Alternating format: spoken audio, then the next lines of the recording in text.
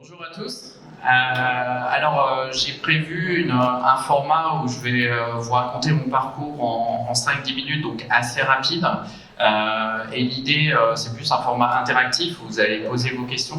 J'imagine que si vous êtes là, c'est que vous êtes intéressé soit par l'entrepreneuriat, soit par les startups, avec certains qui ont des projets plus ou moins avancés. Et à travers les questions, il y aura probablement l'ensemble des problématiques un peu classiques des startups qui vont être adressées.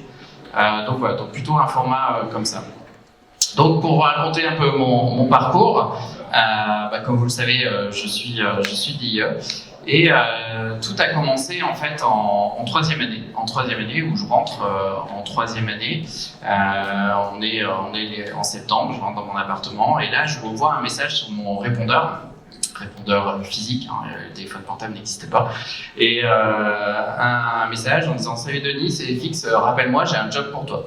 FX était un ancien de l'IE, qui était en 3A quand j'étais en 1A. Et je le rappelle, et je lui avais rien demandé, et il me dit « Ouais, écoute, là j'ai un gars que je connais qui lance une start-up, tu sais, c'est le truc dont on entend parler à la mode, est-ce que ça te dit de le rencontrer? Il cherche un profil un peu comme toi, qui soit à la fois tech et management. » Et je lui dis, bah écoute, pourquoi pas, startup ça a l'air d'être cool, on est millionnaire en 3 mois, donc moi go, hein, j'y vais. Et donc je le rencontre en septembre 99, une première rencontre, et finalement après un certain nombre de rencontres, on décide de s'associer ensemble. On commence à constituer une équipe de 5 associés. À l'époque, on avait besoin d'être nombreux pour tenter de réussir. Rapidement, il y en a 2 qui partent, il y en a 3 qui arrivent, il y en a un qui repart, et à la fin, ça se stabilise à 5 en février 2020. On lève de l'argent, 300 000 francs à l'époque, et on fait comme ce qu'on avait compris des startups, c'est-à-dire qu'on investit tout dans la publicité sur Internet pour monter le trafic. Et évidemment, on a monté le trafic, c'était bien, sauf qu'en mars 2020, éclatement de la bulle Internet, plus de possibilité de lever de l'argent. On avait monté le trafic, mais pas le chiffre d'affaires, donc on n'avait tout simplement pas de chiffre d'affaires, et on avait tout claqué dans la pub, donc on n'avait plus d'argent, et 3 mois après, on allait fermer. Et donc on s'est dit, qu'est-ce qu'on fait? On se payait pas, hein, évidemment, et on s'est dit, finalement, ce qu'on va faire, c'est qu'on va faire des prestations de services pour des grands comptes, gagner de l'argent et faire grossir notre activité grand public, qui était une activité de cashback, d'affiliation. Et donc on a fait ça, donc on a commencé à faire des prestations de services marketing diverses et variées pour des grands comptes, pour Last Minute, pour France Télévisions, pour La Poste. Ça nous a permis de gagner de l'argent, de faire quelques acquisitions pas très chères, de faire grossir notre activité grand public. Donc ça nous a permis de vivoter, de faire monter un peu l'activité, de commencer à se payer 500 € par mois, puis 1000 € un an après, pendant que les copains étaient diplômés et avaient un joli salaire. Et puis, au bout d'un moment, on rencontre un de nos concurrents, on s'entend bien, on décide de fusionner avec eux. On commence à monter, finalement, au bout de 5 ans, on avait monté une PME, 15 personnes, 5 associés. Et on était rentable, donc ça c'était bien. On s'était développé en autofinancement sans avoir accès aux levées de fonds. Et seulement le cash était un peu compliqué, donc on s'est dit ok, qu'est-ce qu'on fait? Plutôt que de se séparer de salariés, on va se séparer d'associés. Qui est prêt à partir? Du jour au lendemain, on est le lundi, tout le monde y réfléchit. Demain, mardi, 2 associés doivent partir sur 5. Donc inutile de vous dire que la nuit fut courte. Et le mardi matin, du coup, je suis parti avec un autre associé dans les 4 heures qui ont suivi, parce qu'il fallait couper le coût très très vite pour optimiser le cash. Et donc voilà, donc au bout de 5 ans, je suis parti de ma première entreprise, qui est restée une PME, et 2 ans plus tard, elle a été vendue à eBuyClub, leader français du cashback, 1,5 million d'euros. Ce qui a permis de récupérer un peu de sous. Pas tant que ça, parce qu'on avait quand même fusionné, on avait fait rentrer des investisseurs d'un côté et de l'autre. Donc ça permettait de compenser en partie ce que j'avais pas eu en argent, en salaire, par rapport à mes copains de l'IE.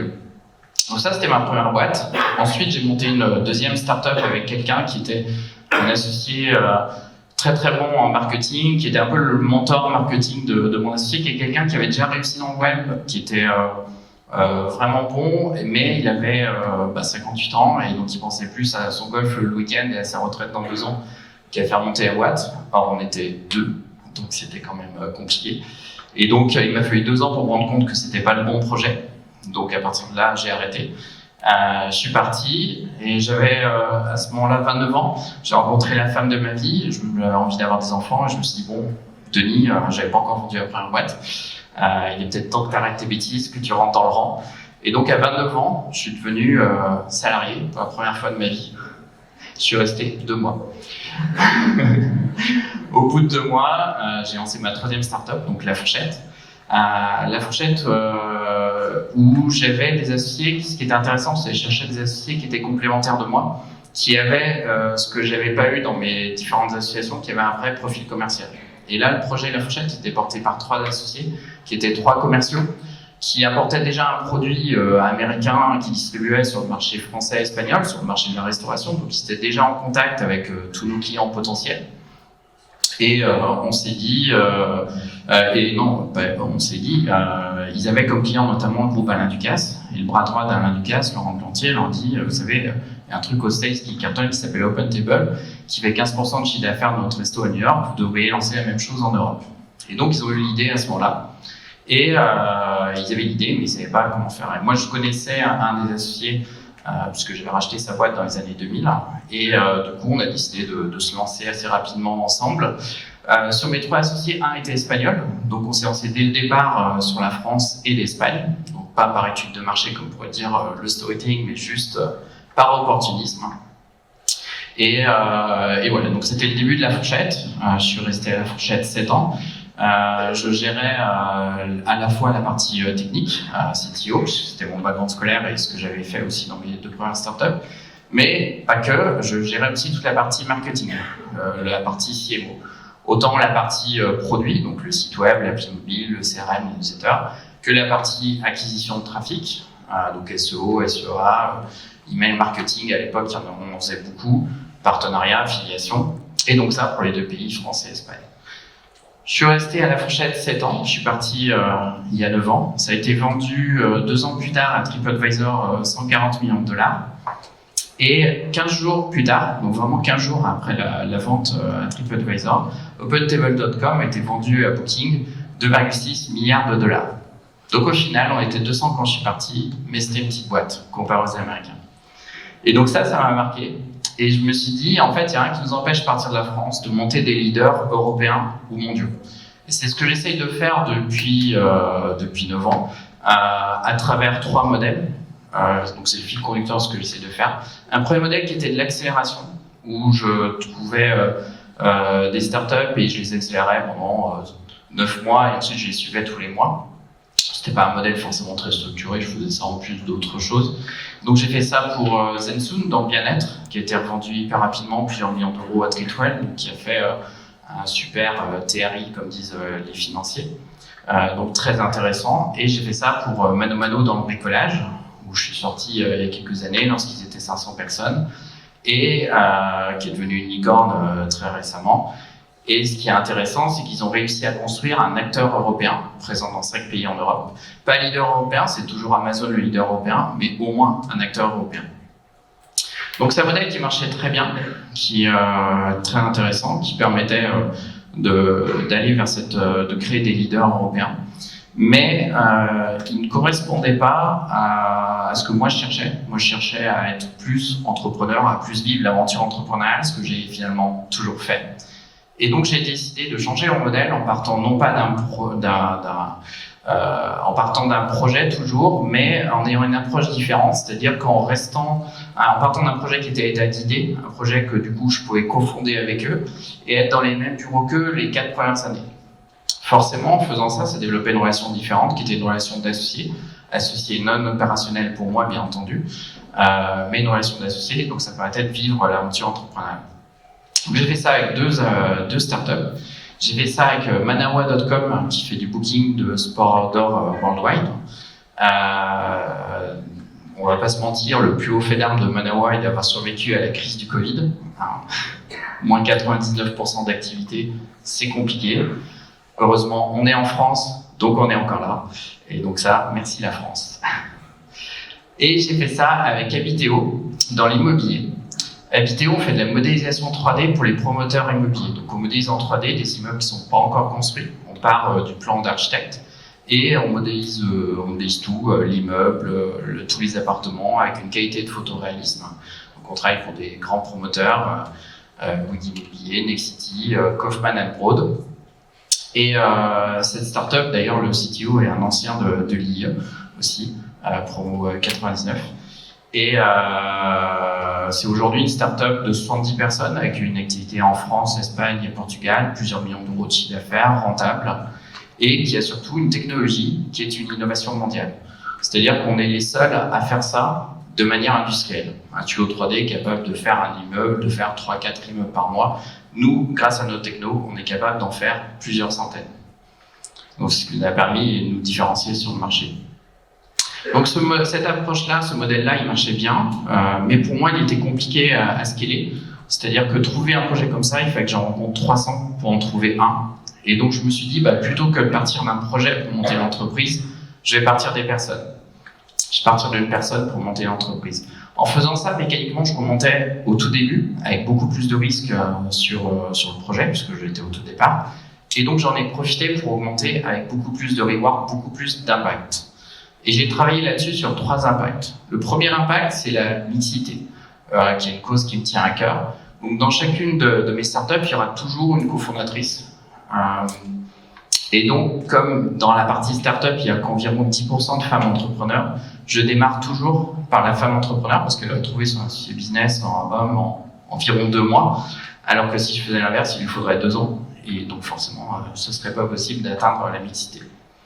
Mon deuxième impact, c'est qu'à chaque fois, on va définir au départ dans l'entreprise une mission positive. L'idée est de dire, c'est si on réussit l'entreprise et qu'on touche à un joli chèque à la fin, on sera aussi fier de ce qu'on aura apporté à la société. Ça, c'est aujourd'hui quelque chose qui est important pour moi.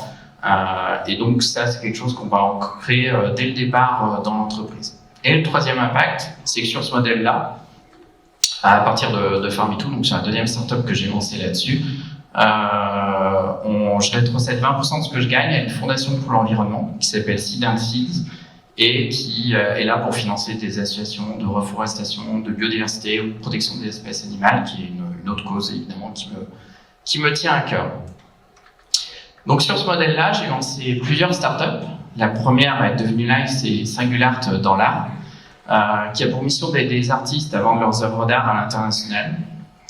Pour vous donner quelques chiffres, il y a un an, on était 50 personnes dans la startup. On est aujourd'hui 120 et je pense qu'on va doubler de taille dans les 12 mois à venir à nouveau. Ce qui est atypique sur Singular, c'est 2 choses. La première, c'est qu'on fait 96% de notre chiffre d'affaires à l'international. Donc on n'est vraiment pas français, à part que la boîte est localisée en France. 96% international, autant en Europe qu'en Asie, qu'aux États-Unis. Donc vraiment très très mondialisé. Et la deuxième chose atypique, c'est qu'au premier trimestre 2021, on est devenu première galerie d'art en ligne au monde, devant les Américains côté au Nasdaq. Donc petit kiff perso.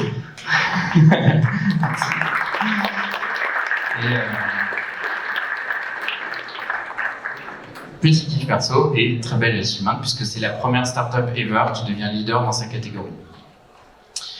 1 an après, puisque je monte une startup par an sur ce modèle-là, j'ai lancé Farmitou dans l'agriculture, qui a pour mission d'aider les agriculteurs à augmenter leur pouvoir d'achat à travers du matériel agricole neuf qu'on leur vend en direct de fabricants, ce qui permet d'avoir du choix, et également en direct de fabricants européens, ce qui permet aussi d'avoir accès à des marques hyper intéressantes.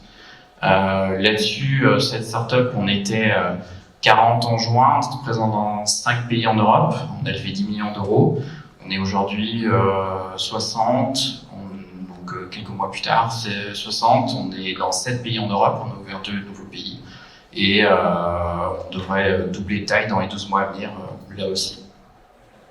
1 an après, j'ai lancé NextStation dans le recrutement international. Là, on a pour mission d'aider les candidats à trouver un emploi à l'étranger. Si certains d'entre vous ont essayé d'expérimenter de trouver un job à l'étranger, vous avez vu à quel point c'était très compliqué. Donc une belle mission qu'on accomplit, d'aider ces personnes-là et donc d'apporter un peu de diversité dans un monde en repli sur soi. On s'est dit que c'était plutôt une bonne chose. Il se pourrait que l'élection de Trump nous ait influencé, mais on ne dira rien. En tout cas, c'est possible. La particularité sur NextStation, c'est que la cofondatrice n'est pas française. Elle est espagnole revenant de New York. Donc il y a l'ADN international directement dans l'équipe de fondateurs, ce qui est très intéressant. Sur NextStation, on était 20 en juin, on est aujourd'hui une trentaine. Et on espère dans un an suivre les traces de Singular T-Farm2, soit à travers une belle levée, soit en se développant en autofinancement. Rien n'est arrêté pour l'instant. Ensuite, j'ai lancé Sensatera dans les boissons chaudes, qui a pour mission d'apporter des boissons chaudes de qualité en direct des artisans, c'est-à-dire d'apporter du café, du thé en direct du torréfacteur ou de la petite marque de thé. Là-dessus, pour le coup, on en est au tout début, on a quelques mois d'activité, on est une quinzaine de personnes dans la startup, et donc évidemment beaucoup trop tôt pour dire que c'est gagné. Mais ce qui est intéressant, c'est qu'en 7 mois, on a déjà des clients qui ont racheté 6 fois. Donc on a l'air d'avoir un product market fit super intéressant. Et pour terminer, je travaille actuellement sur la dernière startup qui sera du coup ma 18e. Donc je vous ai pas parlé de toutes forcément. Et comme dit Nelson Mandela, je ne perds jamais, soit je gagne, soit j'apprends. Donc j'ai évidemment beaucoup appris de mes 8 échecs, en espérant évidemment que le nombre ne monte pas. Voilà, rapidement.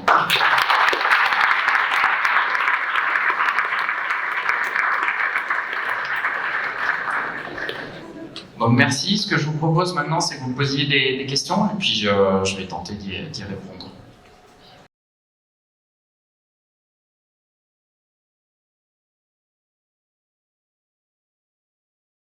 Alors comment j'arrive à gérer toutes ces startups en même temps? En fait, le secret, c'est que je les gère pas. C'est que c'est pas moi qui dirige. Ce sont toujours mes associés qui sont opérationnels, donc c'est eux qui vont manager les personnes, qui vont faire les points. Moi, je vais les accompagner. Et on reste 4 ans ensemble dans les mêmes bureaux.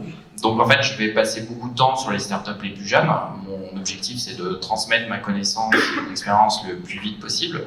Au départ, mon expérience était celle de mes premières boîtes et notamment de la fourchette.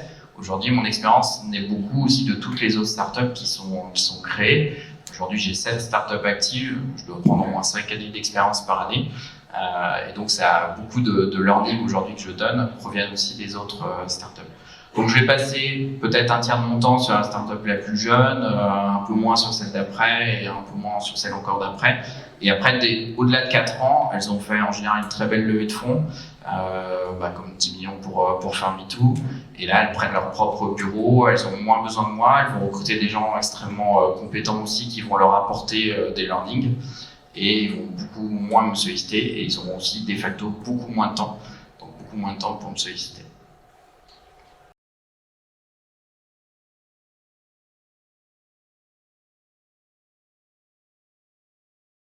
Alors en fait, je vous ai dit tout à l'heure que Singular c'était la première startup sur ce modèle. En fait, non, c'était la deuxième. C'est la première startup à être devenue live sur ce modèle. D'ailleurs, du coup, j'ai pas menti. Ce qui est intéressant, c'est qu'est-ce qui s'est passé sur la première. La première, elle avait une mission sociétale dingue. On voulait discuter le maintien à domicile des personnes âgées. J'avais une équipe exceptionnelle, 3 génies, chacun dans leur domaine. J'avais une génie relationnelle, donc une super commerciale, comme on pourrait dire, on pourrait simplifier. J'avais un génie analytique, donc quelqu'un qui était très bon dans les chiffres, etc. Et j'avais un génie technique, puisqu'il était de l'IE, promo 2000, Michel Perfetti, qui était le CTO à ce moment-là. Et donc j'avais une boîte exceptionnelle sur un modèle exceptionnel, un produit exceptionnel. Le mardi à midi, on devait lever 1 million d'euros, tout était bouclé, les investisseurs étaient venus extrêmement vite et tout. Et le lundi à midi, on appelait tout le futur investisseur en disant on arrête tout, ils s'entendent pas. Les deux dossiers business s'entendent pas. Et là, je me suis dit, je peux pas continuer de monter des boîtes si j'arrive pas à craquer ce qui fait l'entente entre les personnes. Et donc, c'est mon échec le plus notable ou celui qui m'a fait apprendre le plus de choses. Dit autrement, sur mes 8 échecs, 7 sont dus à l'humain. Donc en fait, la partie la plus chaude, la plus compliquée dans l'entrepreneuriat, c'est pas forcément ce qu'on pense. La partie la plus compliquée, c'est justement l'association, la gestion de l'association. Si on regarde les chiffres sur les startups, 3/4 des startups échouent à cause de l'association. Ensuite, sur les 25% qui restent, il y a un deuxième problème, c'est juste on a créé un produit qui est génial, mais qui n'intéresse personne. mais c'est secondaire par rapport au premier échec. Et donc ça, c'était vraiment le learning le plus important, en disant, ok, qu'est-ce qui va faire, comment je vais pouvoir dérisquer cette partie-là, parce que monter une startup par an, c'est quand même beaucoup de temps, beaucoup d'énergie, et donc il faut que j'arrive à le dérisquer. Et donc je me suis intéressé à ça, je me suis dit, mais qu'est-ce qui fait le fit entre les personnes, qu'est-ce qui va faire que les gens vont continuer à s'entendre dans le temps. Et ça, en fait, ça passe par plusieurs choses, par un certain nombre de choses déclaratives, qui est c'est quoi notre projet d'entreprise, est-ce qu'on est là pour gagner de l'argent, est-ce qu'on est là pour avoir une société patrimoniale qu'on va transmettre à nos enfants, est-ce qu'on est là pour monter une PME en autofinancement et surtout pas faire appel à des levées de fonds, etc., etc. Et ce qui est important, c'est qu'il n'y a pas forcément une bonne ou une mauvaise réponse. Ce qui est juste super important, c'est d'être cohérent là-dessus. C'est un peu le projet d'entreprise. Mais après, ce qui va faire vraiment le fit entre les personnes, ça va être des choses qui vont être liées à la personnalité. Parce que si on est plusieurs associés, ça veut dire qu'on peut échouer à cause de notre associé. Donc il faut être prêt à ça. Il faut être prêt à partager. Et avoir en fait des systèmes de valeurs identiques. Ce qu'on appelle les valeurs, c'est pas une notion morale, c'est juste la manière de voir le monde. Est-ce qu'on voit le monde de la même manière? C'est-à-dire, qu'est-ce qui est important pour vous? Est-ce que c'est la bienveillance? Est-ce que c'est l'apprentissage? Est-ce que c'est la transmission? Est-ce que c'est la réussite, l'ambition? Et donc, ce qui est important, c'est que les choses qui vont être importantes pour vous soient à peu près partagées avec votre associé, en tout cas que ça vous parle et que vous soyez en cohérence avec ça. Et donc ça, c'est la partie la plus complexe de l'association. Et sachant que, évidemment, l'être humain n'est pas fixe, il évolue dans le temps. Chacun évolue, chacun a son propre parcours. Donc après, on espère que l'association puisse rester le plus longtemps possible. Mais voilà, à partir du moment où on a l'alignement de valeurs, je trouve que ça se passe quand même, en tout cas, considérablement mieux.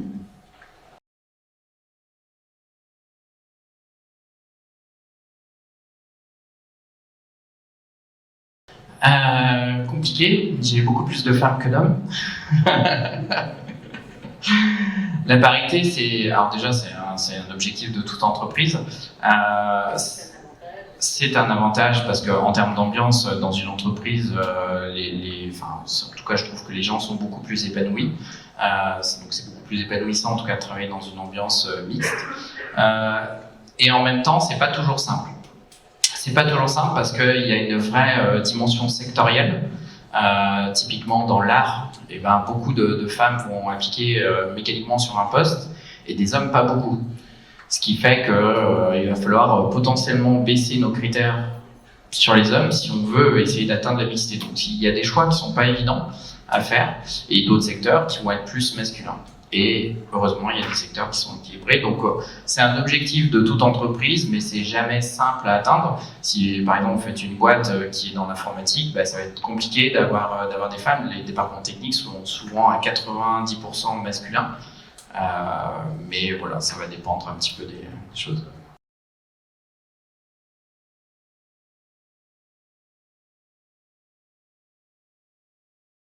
Non, non, ce qui compte vraiment sur les personnes, c'est vraiment leurs compétences, ce qu'elles sont, les compétences qu'elles ont, à la fois les compétences, les hard skills, les soft skills qui vont être les compétences interpersonnelles, leur personnalité. Et après, le fait que ce soit un homme ou une femme, ça compte absolument pas, à part pour l'objectif d'atteindre une mixité en entreprise.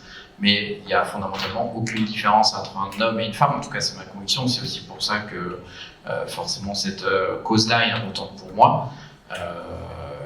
Mais voilà, c'est plus de voir la personne telle qu'elle est, au-delà de son sexe, de son origine ou de sa nationalité aussi, parce qu'on a aussi... moi, je crée des entreprises qui sont multiculturelles. On démarre dès le début sur 3 pays, donc on va travailler avec des Allemands natifs parce que souvent on fait l'Allemagne, c'est le marché le plus peuplé en Europe, le plus complexe aussi, ou un des plus complexes. Et on va avoir souvent des Italiens ou des Espagnols qui vont être là dès le départ. Donc on a aussi des différences culturelles, etc. Néanmoins, les êtres humains sont en tout cas complètement identiques et on va chercher plus des compétences et un alignement de valeurs par rapport à nous. Plutôt que des hommes ou des femmes ou des nationalités. J'avais vu que, effectivement, dans les dernières créations d'entreprises, il y avait souvent une femme dans les associations. Oui, tout à fait. Ça, c'est un de mes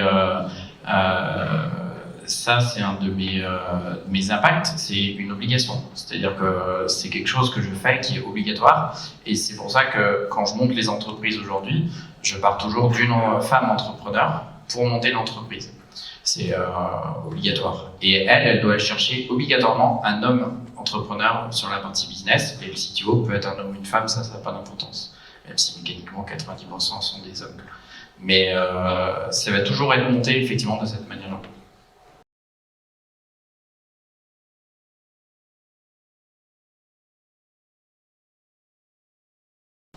Donc, concernant mes échecs, au bout de combien de temps d'obstacles, je me suis dit qu'il fallait arrêter. Alors effectivement, c'est une bonne question, c'est de savoir, en fait, un bon entrepreneur, c'est quelqu'un qui sait s'arrêter. Et effectivement, la question, c'est de savoir s'arrêter quand. Ni pas trop tôt, évidemment, il ne faut pas s'arrêter au premier mur. Hein, des murs, toutes les boîtes, vous pouvez lire les histoires dans la presse de La Fourchette, de Mano Mano, de Singular, on ne vous racontera jamais les moments durs. Pourtant, il y a eu des moments extrêmement durs dans toutes ces entreprises. Et ces startups-là, elles ont réussi à passer sur ces moments durs, moi j'appelle ça des murs qu'on se prend, et à réussir à continuer. Et en même temps, il y a un moment où il faut aussi se rendre compte qu'on n'y arrive pas, quoi. On est sur une impasse et il faut faire quelque chose. Et pour ça, pour moi, on se pose la question une fois tous les 6 mois, mais pas plus. Une fois tous les 6 mois, en fait, on prend un peu de recul et on se dit, ok, est-ce que la direction qu'on a prise, elle est bonne? Est-ce qu'on est on track pour, en fonction de notre objectif stratégique, de monter le chiffre d'affaires, d'avoir des nouveaux clients? Est-ce que le produit qu'on vend est intéressant? Est-ce qu'il y a un product market fit? Est-ce qu'il intéresse les gens? Et donc, en fonction de ça, on regarde ça une fois tous les 6 mois. Mais si jamais on se pose la question plus rapidement, en fait, on arrête.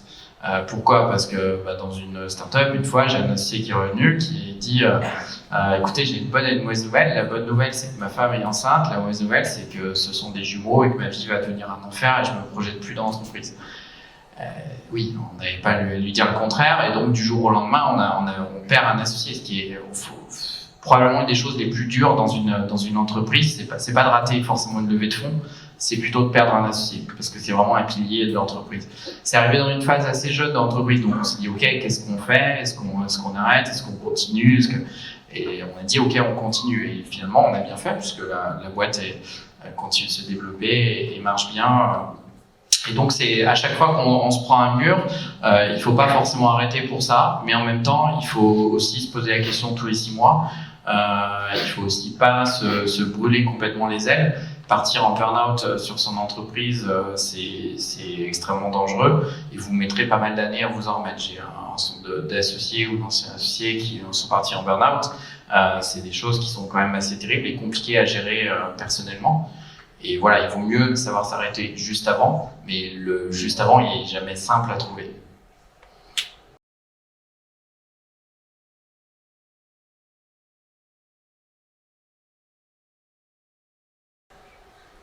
Alors, comment est-ce que c'est un bon associé et comment va se passer l'entente?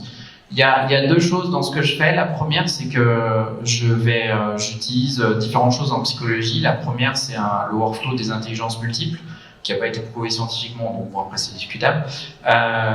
Mais je vais construire les entreprises sur... moi, je fais que des choses qui sont consumer. Donc qui sont assez complexes parce que nécessitent souvent une partie sales, une partie web marketing qui est très analytique, une partie financière, une partie opération, etc. Et donc j'ai besoin de plus d'associés. Et j'ai besoin de 2 associés sur la partie business. Et sur ces 2 associés d'un point de vue sur la partie business, je vais chercher des personnes avec des intelligences différentes.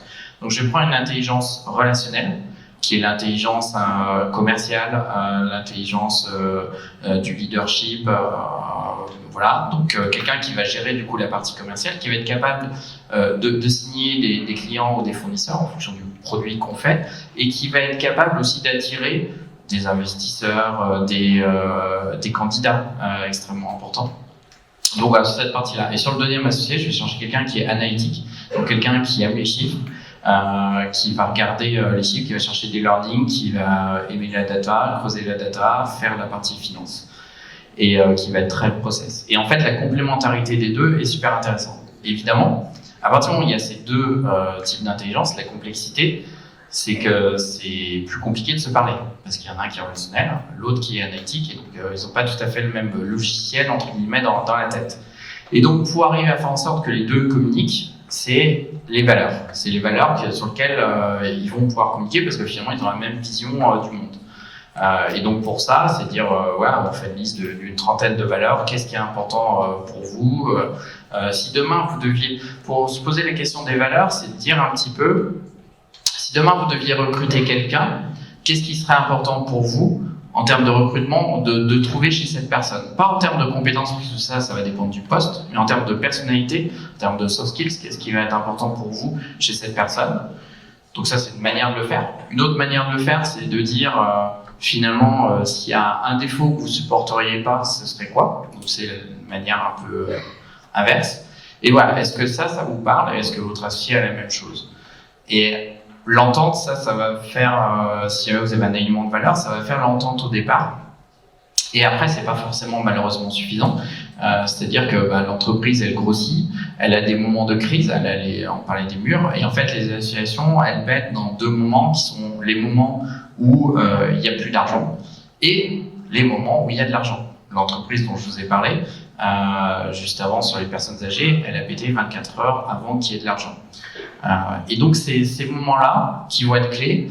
Et donc, sur ces moments-là, ça va être important aussi de mettre en place la communication. Ou sur des moments où l'entreprise grossit d'un coup, chaque associé a moins de temps à consacrer à l'autre. Donc, c'est aussi important de remettre des choses de communication entre les deux, qui peut être de simples déjeuners, qui peut être des points, etc. Mais en tout cas, prendre soin de l'association, c'est extrêmement important pour la réussite de l'entreprise. Et c'est pas tant l'idée, ce qui peut paraître un peu paradoxal et un peu contre-intuitif, mais c'est vraiment ça qui compte. Juste avant, il y avait une très belle entreprise qui était présentée. Et cette entreprise, au départ, c'était un blog sur le cinéma. Crétéo, au départ, était un blog sur le cinéma. Voilà, donc c'était pas forcément l'idée du siècle. Par contre, c'était les associés du siècle. Ils ont réussi à aller sur la bonne idée. Ils sont partis aux States, ils sont introduits au Nasdaq, ils sont devenus une des premières licornes françaises. Donc une réussite incroyable. Et pourquoi ils ont pu avoir cette réussite? Parce qu'ils avaient l'équipe.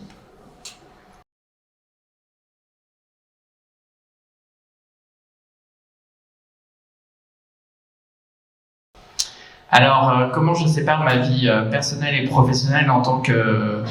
aujourd'hui, comme j'ai beaucoup de startups à gérer, encore une fois, je ne les gère pas, hein, j'ai des associés qui les gèrent, qui sont opérationnels. J'ai appris de mes erreurs. Hein, sur ma première startup, je travaillais 15 heures par jour la semaine et 10 heures par jour le week-end. Ce qui fait que le samedi soir, quand je voyais mes copains, je dormais. Donc, j'ai appris, et puis un jour, j'ai eu des enfants. Et du coup, ma femme m'a dit, maintenant que tu as décidé d'avoir des enfants, il faut que tu rentres quand même plus tôt. Donc, je suis rentré plus tôt et je me suis aperçu, finalement, que je produisais la même chose, que j'étais juste beaucoup plus efficace. Donc, finalement, ça a été une des premières choses. Et ce qui est assez important dans l'entrepreneuriat, c'est que vous n'avez pas forcément besoin d'y bosser 12 heures par jour. Et même, faire ça va vous épuiser plus vite. Et si vous épuisez plus vite, tout simplement, vous vendrez votre entreprise plus tôt. Donc, c'est important de préserver l'énergie. Et aujourd'hui, je fais un choix de vie professionnelle en ce moment qui est de l'accompagnement, de manière justement à préserver ma vie, l'équilibre vie pro et vie perso, ce qui me permet un jour par semaine d'être en télétravail chez moi depuis 5 ans que je fais ça, et de profiter comme ça de ma femme, de mes enfants. Alors en ce moment, c'est un peu plus compliqué, il y a plus de startups, il y a plus de monde, donc je suis le vendredi où c'est censé être off, je suis beaucoup en télétravail, mais voilà. En tout cas, c'est ce que j'essaie de faire.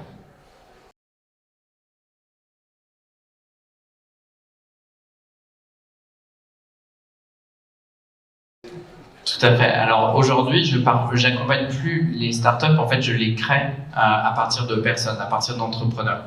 Donc, du coup, je regarde plus, je reçois effectivement beaucoup de dossiers de startups. Ça, j'ai pas le temps de toute façon de les recevoir, etc. Mais aujourd'hui, je pars d'entrepreneurs et à chaque fois, je fais des process où je vais partir, donc comme je l'expliquais, de la femme entrepreneur. On va faire un process, je vais faire un post LinkedIn, je vais recevoir un centre de candidature. Il y a aussi un formulaire qui est disponible sur mon profil LinkedIn où vous pouvez vous inscrire si vous êtes intéressé pour être soit associé business, soit associé CTO. Et Et donc à chaque fois, c'est un process avec des gens que je vais trouver via un post LinkedIn, des gens via le réseau et des gens via mes associés qui me portent aussi des associés qui connaissent, qui correspondent au profil que je recherche. Et une fois que j'ai fait ça, que j'ai trouvé la femme entrepreneur, elle fait exactement la même chose parce que du coup, c'est elle qui va chercher son associé business. Parce que du coup, ce qui est important, c'est que le fit il soit entre eux et aussi évidemment avec moi, mais d'abord entre eux.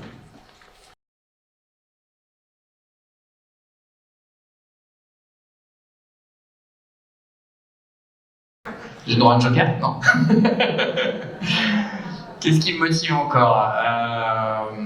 Je pense qu'il y a, on m'a posé la question il y a un mois à Sciences Po, et du coup je pense que c'est deux choses. La première, c'est l'envie d'impacter le monde. Je pense que je suis passé quand j'avais votre âge, j'avais envie de changer le monde, à aujourd'hui l'envie d'impacter le monde. Peut-être un objectif plus raisonnable. Et la deuxième chose, c'est l'aventure humaine. Donc, mes associés, à chaque fois, sont des belles aventures. Et donc, c'est la deuxième chose qui me motive et qui fait que tous les matins, j'ai plaisir à aller au travail.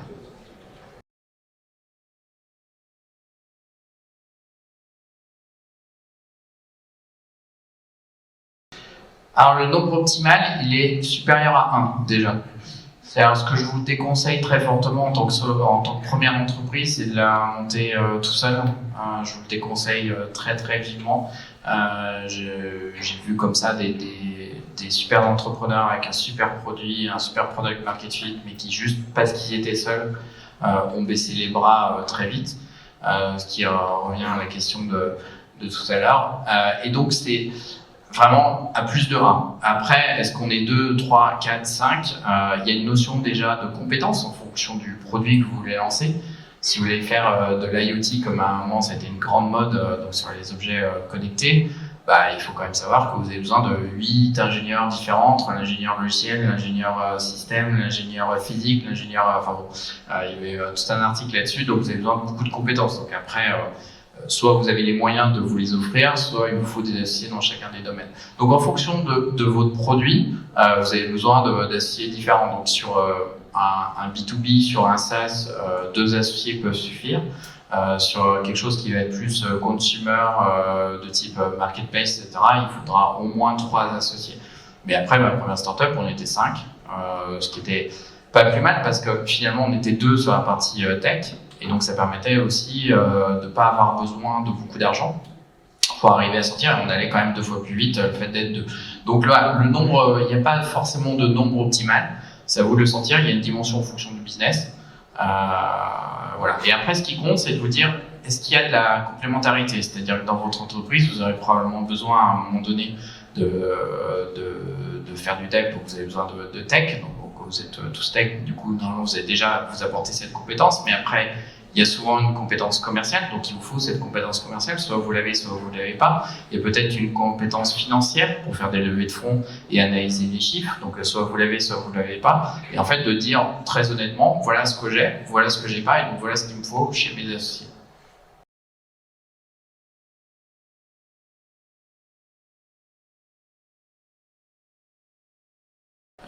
Est-ce que j'ai une préférence? Non. Il y a un certain nombre d'entreprises qui ont eu la chance de se poser la question. Il y a des typologies d'entreprises où malheureusement on n'a pas le choix que de faire une levée de fonds. Et si on rate la levée de fonds, on est obligé de fermer. Tout simplement parce qu'il faut beaucoup d'argent pour sortir le produit ou pour atteindre une taille critique de manière à être rentable. Et après, il y a un certain nombre d'entreprises qui sont arrivées à cette phase-là et qui du coup ont le choix. Choix du roi un peu entre dire soit je lève des fonds, soit je continue en autofinancement et avec de la croissance. Donc c'est pas non plus je tue ma croissance, etc. Et à chaque fois, c'est une discussion qu'on a ensemble. Je leur dis qu'est-ce que vous préférez, je présente les avantages et inconvénients. Le fait de faire entrer des investisseurs, eux, ils sont là pour une plus-value financière. Donc ils sont là pour dire ok, dans 5 ans, je dois sortir ma plus-value. Donc ça veut dire qu'il y a une histoire d'exit à écrire. L'exit, ça peut être la vente, ça peut être une IPO, donc l'introduction en bourse, Ça peut être aussi un LBO, c'est-à-dire si la boîte est très rentable avec l'aide d'une banque, vous rachetez. Ça peut être aussi un nouveau fonds qui rentre en secondaire, qui rachète le premier fonds. Et en tout cas, ça veut dire que vous rentrez dans une histoire où à la fin, il doit y avoir un exit. Donc si jamais, par exemple, vous êtes dans une logique de boîte patrimoniale et que vous voulez transmettre à vos enfants, du coup, c'est probablement pas la bonne approche. Donc ça, il y a cette première dimension. Et après, la question, c'est si vous faites une levée de fonds, vous allez vous diluer en termes de capital. Donc vous avez une petite question d'ownership, hein, bien sûr, cette boîte, vous la possédez un peu moins, etc. Mais surtout une question de dire, OK, on va se prendre en moyenne 25% de dilution sur un round. Est-ce que j'arrive à créer, avec l'argent que je lève, plus de 25% en termes de valeur? Et c'est là où la question, elle va être différente d'une boîte à une autre. Si, en fait, sur la boîte, on sait pour 1 million d'euros qu'on lève, en faire 4, ça vaut le coup. Parce que du coup, oui, on a un gâteau, une part plus petite, mais d'un gâteau beaucoup plus gros, et à la fin, la valeur patrimoniale de notre participation, elle est plus élevée. Donc dans ces cas-là, le jeu en vaut la chandelle. Par contre, en même temps, faire entrer des nouveaux investisseurs, il y a aussi une part de risque, un risque de ne pas s'entendre avec le nouvel investisseur. Donc ça, c'est quand même un point qui est aussi à prendre en compte. Et voilà, donc à chaque fois, je présente tous les avantages et inconvénients, et on a une discussion tous ensemble. Et en fonction du business et des opportunités, on décide d'aller sur une levée de fonds ou en autofinancement.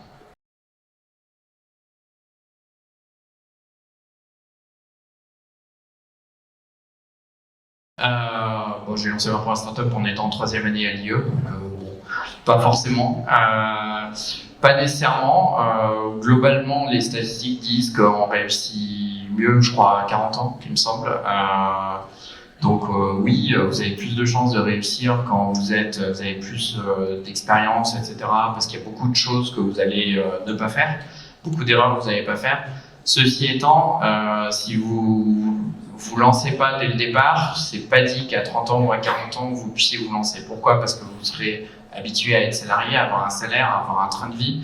À partir de 30 ans, vous commencerez à avoir potentiellement des enfants. Donc, du coup, vous ne pourrez pas forcément diminuer votre train de vie et donc pas forcément la possibilité de vous lancer.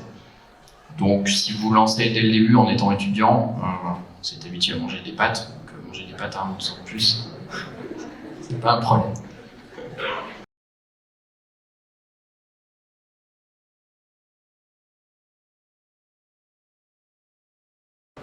Qu'est-ce qui a fait le déclic? À 29 ans, quand j'étais salarié depuis 2 mois, je suis revenu. En fait, quand j'ai arrêté ma deuxième start-up, j'ai prévenu mon réseau que j'arrêtais, etc.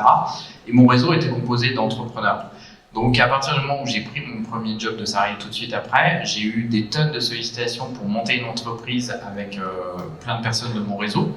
Et donc, j'ai suivi comme ça 3-4 projets. Un projet d'ailleurs qui était monté par un ancien de l'IE. Et donc ça s'est fait naturellement. Et en fait, de ces 3-4 projets, il y en a un que j'ai trouvé très pertinent qui était La Fourchette parce que mes associés étaient complémentaires de moi. Un projet qui me parlait parce qu'il était dans la restauration. J'adore aller au resto.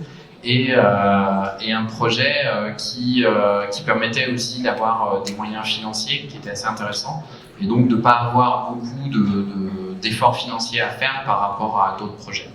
Et donc c'est pour ça que ça s'est fait finalement assez naturellement. Donc il n'y a pas eu de déclic en soi, c'est qu'à la fin, au bout de 2 mois, finalement j'avais une opportunité de continuer assez naturellement.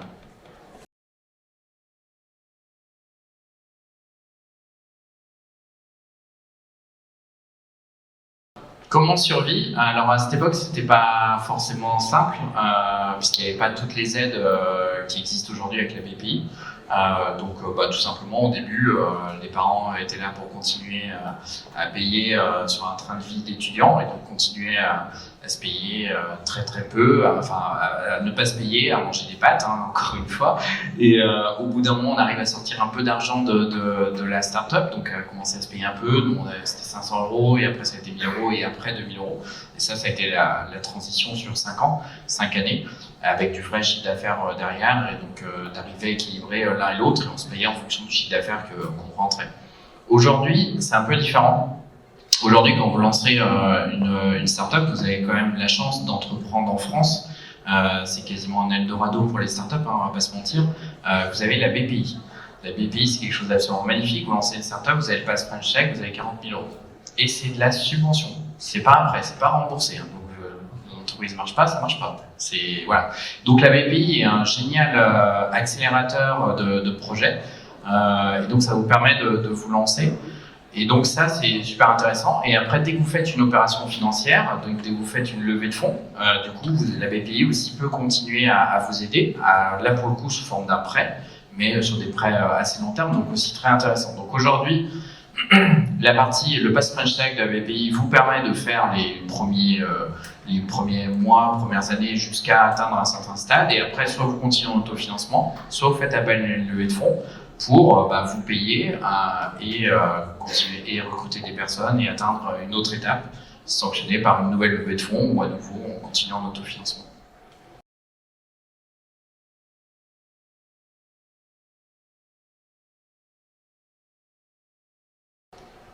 Des étapes à respecter, pour une levée de fonds, c'est quand même super important d'avoir les associés. Sinon, c'est quand même assez compliqué de lever. Les premières levées vont être avec des business angels. Les business angels, ils vont investir beaucoup. Certains vont investir sur l'idée, d'autres sur les équipes. Et donc, si mécaniquement votre équipe elle est incomplète, vous allez lever 2 fois moins, vous aurez 2 fois moins de chances de convaincre un investisseur. Donc, il vaut mieux avoir l'associé, l'équipe d'associés complète. Et après, l'idée, c'est plutôt d'aller au maximum là où vous pouvez aller avec le cash que vous avez.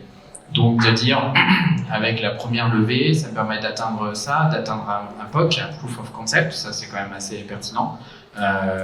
Et de dire, voilà, j'ai une démo de mon produit, et c'est quand même beaucoup mieux qu'un PowerPoint.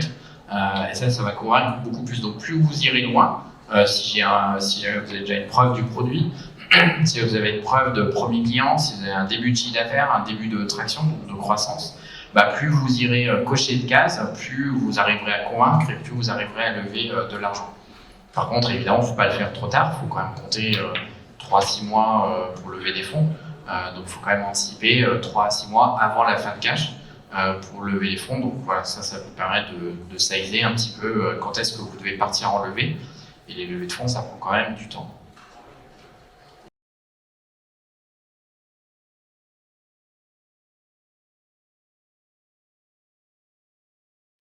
Conseils les plus précieux que j'aurais aimé recevoir en tant que jeune entrepreneur, de m'intéresser plutôt à ce qui fait le fit entre les associés. Ça m'aurait évité quand même beaucoup d'échecs, parce que cet échec, j'ai mis du temps à m'en rendre compte. Et la complémentarité des associés, je pense que ça c'est assez important. Et après, en fait, ce qui fait le succès d'une entreprise, je parle beaucoup, c'est l'équipe. C'est 80% du succès, mais l'équipe au départ, c'est les associés. Et après, c'est toutes les personnes que vous allez recruter. Et donc, en fait, le recrutement et le management sont 2 choses extrêmement importantes dans votre entreprise. Parce que si vous êtes super associé, mais que vous ne savez pas vous entourer, du coup, l'entreprise a beaucoup de chances de marcher. Si vous savez bien vous entourer, mais que vous managez mal vos personnes et vos salariés, ils vont partir et donc ça ne va pas marcher non plus. Donc, c'est quand même 2 choses extrêmement fondamentales dans la réussite d'une entreprise. Ça, je pense que c'est clé.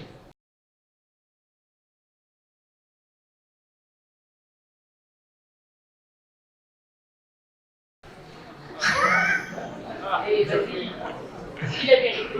Je dis la vérité. J'étais au bar. Au baby. J'étais pas trop en cours, ouais. J'étais pas trop en cours.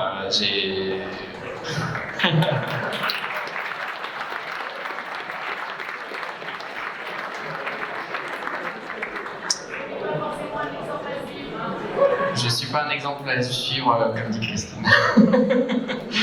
Non, oui, j'ai toujours fait beaucoup de projets, donc j'ai fait ma première, 2e année, parce que j'ai redoublé 2 fois. Ma première, 2e année, j'ai été président du BDE et j'étais dans plein d'autres associations, donc j'ai fait une dizaine d'associations et j'ai passé une année de césure associative, comme j'appelle ça, jury storytelling, et c'était quand même très formateur parce que on parlait de management juste avant. Là, on travaille avec des personnes qui sont des personnes de notre âge, qu'on doit pas forcément manager, mais en tout cas on est en mode projet, et il n'y a pas de lien hiérarchique. Donc comment vous arrivez à convaincre copain de promo qu'il doit venir tôt le matin pour aller tracer, à 6h du matin, pour aller tracer la route pour la course des foulées qui s'organise un mois plus tard, quoi. Enfin voilà, donc qui s'organise le lendemain. Donc voilà, donc ça c'est assez formateur, je trouve. Je le fais juste parce que je trouve ça trop cool. Et donc voilà, j'étais un élève qui n'était pas trop en cours. Voilà. Ce que j'ai regretté sur certaines choses après, hein, il y a 2-3 cours que j'aurais aimé quand même beaucoup plus suivre. Cours de base de données notamment. Quand j'ai dû en faire sans savoir, c'était un peu compliqué. Et quoi? Gestion comptable, oui. En fait, c'est plus la partie finance qui aurait été intéressante et la partie marketing après que j'ai fait, mais voilà, moi, la partie cursus. Autre question, je sais pas quelle heure il est. Super, ouais. Peut-être encore 2 questions. Est-ce que vous avez encore une question? Non? Oui. C'est bon? Ok. Merci.